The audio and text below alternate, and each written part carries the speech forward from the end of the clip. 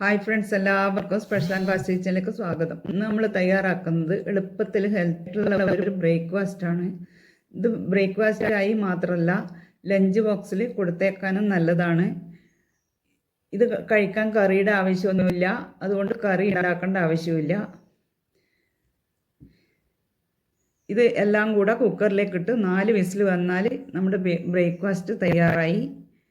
ഇതുണ്ടാക്കാൻ ഒരു കടായി അടുപ്പത്ത് വെച്ച് കടായി ഒന്ന് ചൂടാകുന്ന സമയത്ത് 1 കപ്പ് പുഴുങ്ങലരിയാണ് ചേർത്ത് കൊടുക്കുന്നത്. ഏത് പുഴുങ്ങലരി വേണമെങ്കിലും ചേർത്ത് കൊടുക്കുക. റേഷൻ കടയിൽ നിന്ന് ഇട്ട പുഴുങ്ങലരിയെല്ലാം നല്ലതാണ് ഇതുണ്ടാക്കാൻ.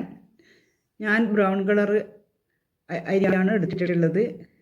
ഇതിന് എല്ലാം കൂടെ ഓരോന്ന് പൊട്ടി വരണം അരി. ഇതുപോലെ ബ്രൗൺ കളർ ആവണ്ട, ഇത് ബ്രൗൺ കളർ അരി ആയതുകൊണ്ടാണ് ബ്രൗൺ കളറ്.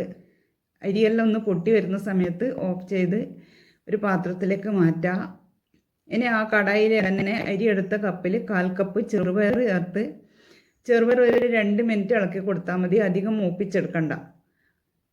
അധികം മൂപ്പിച്ചെടുത്താൽ അരിയുടെ കൂടെ പെട്ടെന്ന് വേവില്ല. ഇതുപോലെ ഒന്ന് ചൂടാക്കി ചേർത്ത് കഴിഞ്ഞാൽ നല്ല ടേസ്റ്റാണ്.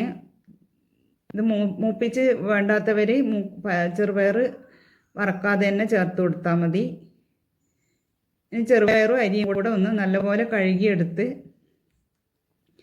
കുക്കറിലേക്ക് അരിയെടുത്ത കപ്പിൽ 6 കപ്പ് വെള്ളം തിളച്ചുകൊണ്ടിരിക്കുന്നുണ്ട്. ആ തിളക്കുന്ന വെള്ളത്തിലേക്ക് തന്നെ അരി കഴുകി ഇട്ട് കൊടുത്ത് 1 ടീസ്പൂൺ ഉപ്പും ചേർത്ത്, ഉപ്പ് ഉണ്ടോയെന്ന് നോക്കി വെള്ളത്തിൽ ഇല്ലെങ്കിൽ ചേർത്ത് കൊടുത്ത് അടച്ച് വെച്ച് 4 വിസിൽ വന്നാൽ പാകത്തിന് വെന്ത് കിട്ടും. 4 വിസിൽ വന്ന ശേഷം ഓഫ് ചെയ്ത് തണുത്ത ശേഷം തുറന്നെടുക്കാം.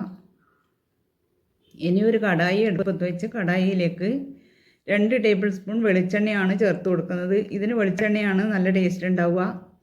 എണ്ണ ചൂടായ ശേഷം 1 ടീസ്പൂൺ കടുക് നല്ലപോലെ ഒന്ന് പൊട്ടി വരണം. ആ സമയത്ത് 1 ടീസ്പൂൺ ഉഴുന്നുപരിപ്പ്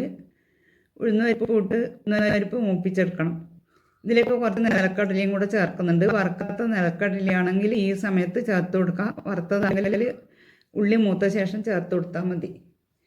നിലക്കടലയും ചേർത്ത് 1 സവാള ചെറുതായി മുറിച്ചതും ചേർത്ത് കുറച്ച് കറിവേപ്പിലയും ചേർത്ത് കൊടുത്ത് ഒന്ന് ഇളക്കി കൊടുക്കണം.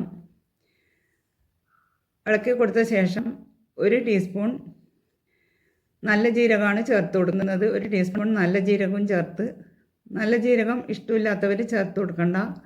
ചെറിയ ജീരകം ചേർത്ത് കൊടുക്കുക.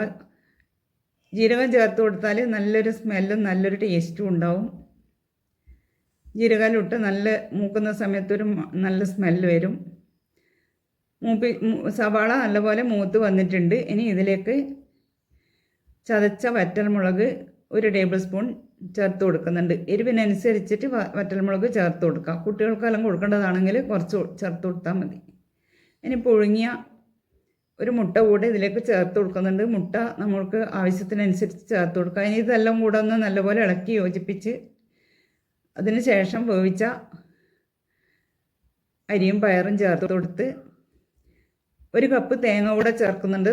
തേങ്ങ കൂടുതൽ ചേർത്ത് കൊടുത്താൽ നല്ല ടേസ്റ്റാണ്. എല്ലാം കൂടെ ഇളക്കി യോജിപ്പിച്ചാൽ നമ്മുടെ ഹെൽത്തി ആയിട്ടുള്ള ബ്രേക്ക്ഫാസ്റ്റ് റെഡിയായി.